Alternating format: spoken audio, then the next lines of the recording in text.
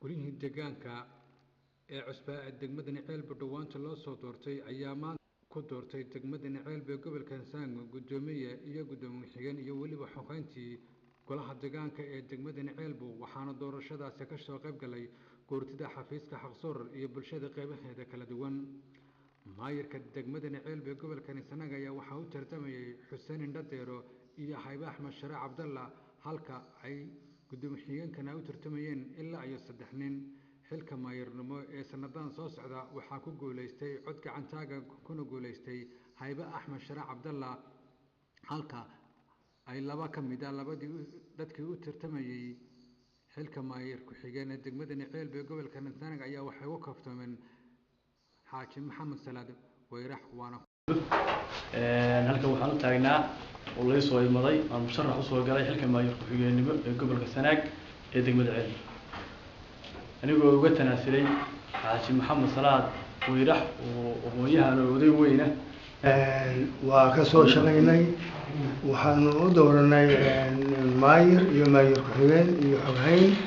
sida aad arkaysaan waana ku soo shaqeynay waana ku kalsoonahay in maayirka iyo maayir ku xigeenka madal nadiif ah oo daahira lagu doorto ilaahayna waa aqbalay maayirkiina waxa loo doortay Haybe Axmed Shire waana soo dhaweynaya maayir ku xigeenkiina waxa loo doortay Xaaji Maxamed Salaad Weyrax isagana sidoo kale baan u soo dhaweynaya madasha ka soo jeediyay hadal kooban maayirka cusub ee degmadani ceelba ee gobolka Sanaag ummadii ka soo qayb gashay doorashadiisana u mahad celiyay ilaah baa mahad dhamaanteed iskale walaalayaal waxaan mahadinayaa akhyaarta meesha isugu timi oo doorashadayda amiradeeda iyo xafiiska isugu timi baan salaamaya marka labaad inta ka bacdi waxa weeye aniga waxa la ii doortay golaha deegaanka gobolka degmada ceelba ee Puntland arintaasina waa arrin muddo dheer laga soo shaqeynayay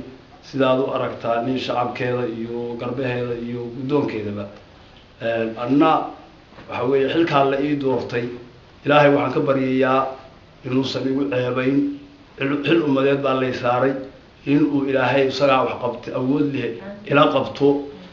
inaguna aynu gacmaha is qabsano si aynu u gaadhno guul iyo midnimo maayirka cusub ee degmadani ceelba ee gobolka Sanaag ee la doortay maalintii shalay ahayd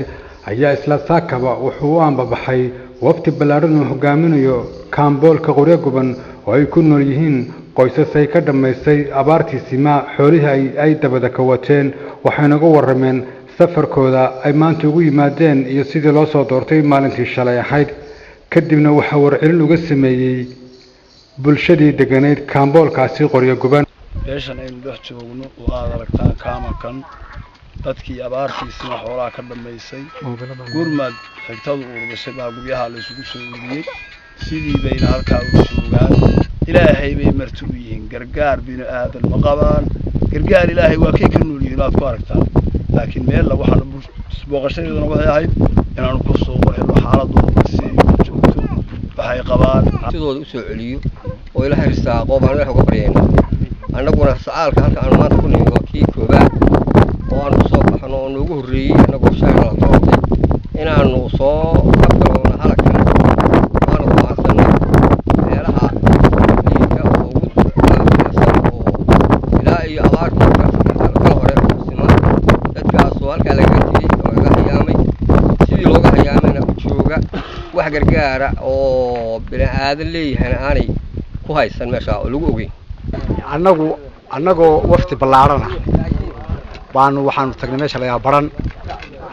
xafiis baran ku yaalo aan tagin ma jirto waxaan u hadleynay ama u soconaynay ama u dacwanaynay dadkaas iyo dad la mid ah bay ahaayeen waxaa muuqatay wixii aanu ka hadleynay oo u dacwanaynay waxna la ka iska daayo in hagardaamana la kaga sameeyay iyo waxyeelo sidaa darteed gobolka barasaabka gobolka iyo gudoomiyaha gobolka maayirka bibis waxaan u haynaa cambaareen weyn kalsoonidina saacadda la joog waa kala laaban waxa weeye asaaskaygu wuxuu ahaa abaartii adduunka wada saamaysay ayaa meesha isugu kaaya keentay waana runtii waana naloo gargaaray meesha waa la isugu kaaya keenay annagu xoolo dhaqataanu ahayn xoolana way naga tahluukoobeen waa sidaad ku garanaysaan ku dareensantihiin waxa weeye annagu kal hore bishanaaba waa naloo gargaaray waxa naloo ku gargaaray horta runtii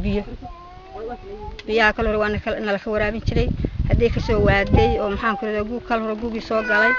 waa naloo gooyay waxa weeye annaguna itaal aanu xoolahayaga kaasi qoryo guban waa Axmed Cabdullaahi Ciise Axmed Cashuur telefishinka caalamiga Soomaaliya Cable TV degmada Ceelba gobolka Sanaag